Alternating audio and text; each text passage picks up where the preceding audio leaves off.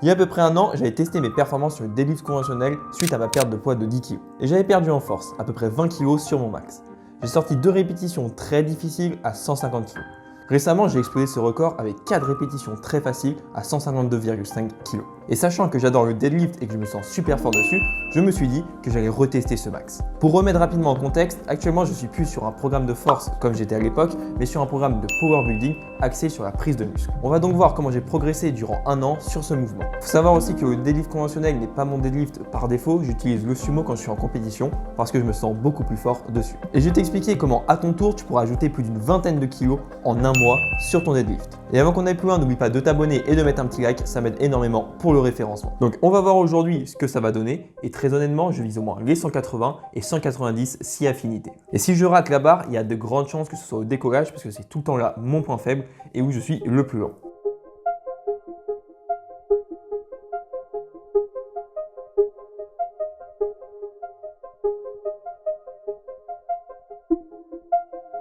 Donc on arrive sur la barre à 150 kg, je la sens très légère malgré qu'elle soit lente au visuel. Sur la 160, on peut voir que le slack, donc la mise en tension, est un petit peu mal faite, qui rend la barre un peu plus lourde. La 170, je sens que le slack est beaucoup mieux tiré, elle est lourde mais je sens qu'il y a encore pas mal de marge.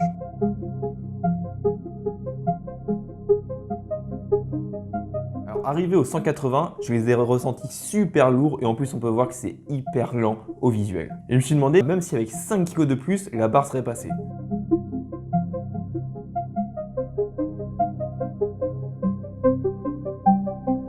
Du coup, je décide de tenter 10 kg de plus, donc 190 kg, ce qui est un énorme bond au vu de la 180. Je commence à la soulever et là, je la sens super lourde. Et vu comment elle décolle, je me dis, vas-y, c'est mort, ça va pas passer.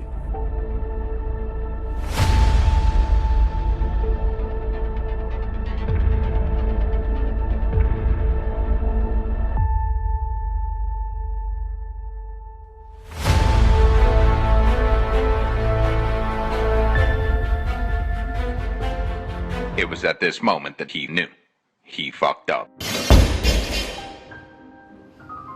Alors les deux conseils les plus importants que je peux te donner au soulevé de terre, c'est de tirer le slack pour créer de la tension, comme tu peux le voir, la barre se plie, et d'être patient au décollage, c'est-à-dire pousser et tirer tout en gardant ta position, même si tu sens que c'est lourd. Je suis donc passé d'un max à 155-160 kg à 190 kg. Et on peut se demander, est-ce que la barre est vraiment verrouillée et donc validée? Alors si on regarde de côté, on voit que les épaules passent légèrement derrière les hanches, je la considère donc comme bonne.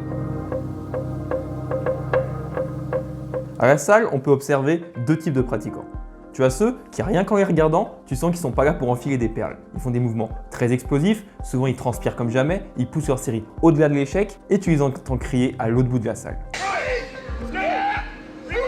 Et tu as les autres qui sont plus tranquilles. Alors eux, ils vont essayer d'avoir la technique parfaite, quitte à faire un deadlift à 40 kg avec le dos super droit. Quand ils vont reposer les poids un petit peu trop fort, limite ils vont avoir peur de faire mal aux haltères. Et ils ont tendance à ne pas trop forcer pour éviter de se blesser. Et maintenant, si je te disais que les deux ont raison et on peut en tirer une leçon de chaque. Au deadlift, tu ne dois pas forcer. Alors comme ça, je sais que ça peut paraître un petit peu bizarre, mais tu verras qu'après, ça va faire sens. En 2015, dans le monde de la force, il y a une méthode qui a émergé et qui est maintenant utilisée par beaucoup d'athlètes de haut niveau. Et cette méthode, elle est complètement opposée à ce qui se faisait avant. Et ça, c'est le sum maximal. Ça veut dire que tu vas garder des répétitions en réserve, en général 3 à 5 répétitions, lors de tes séries. Et quand la plupart des gens découvrent cette méthode, ils sont un peu en mode...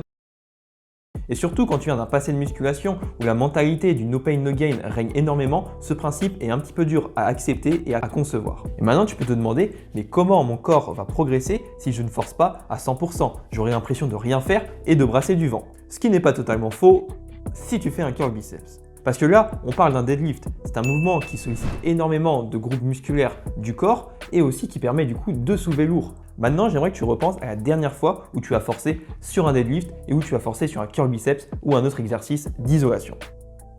Oui, c'était pas les mêmes sensations.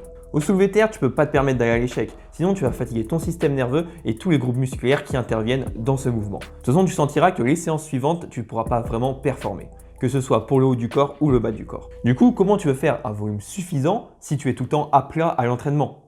c'est pas possible. Et ne t'inquiète pas parce que les charges que tu utilises sont suffisamment importantes pour que tu progresses, que ce soit en force et ou en prise de masse musculaire. D'ailleurs, on peut le confirmer avec cette étude, l'étude était divisée en 3 groupes. Ce qui va nous intéresser, c'est surtout 2 groupes. Il y avait celui qui faisait toutes ses séries à l'échec et l'autre qui faisait pas toutes ses séries à l'échec. Le volume total était exactement le même.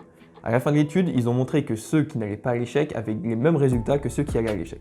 Malheureusement, l'étude n'a pas duré suffisamment longtemps pour qu'on ait des conclusions vraiment pertinentes, mais on se doute bien que ceux qui allaient à l'échec allaient être fatigués sur le long terme, et donc moins bien progresser. Maintenant, je pense qu'on a tous été témoins de personnes qui testaient leur max sur ce mouvement.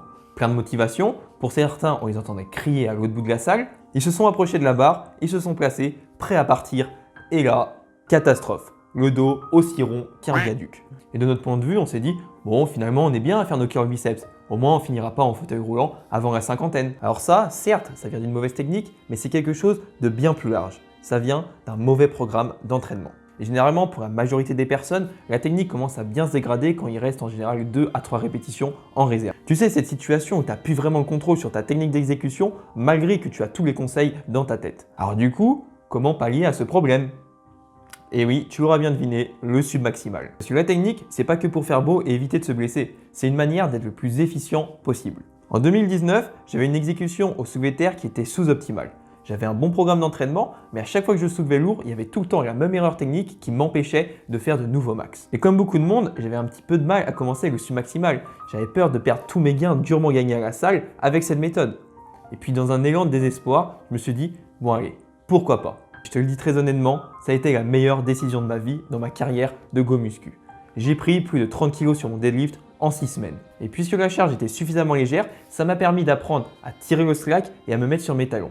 Et aussi subtil que ça puisse paraître, ça m'a permis de passer de 160 à 190 kg. Le submaximal va te permettre d'avoir le bon volume pour progresser et de corriger ta technique.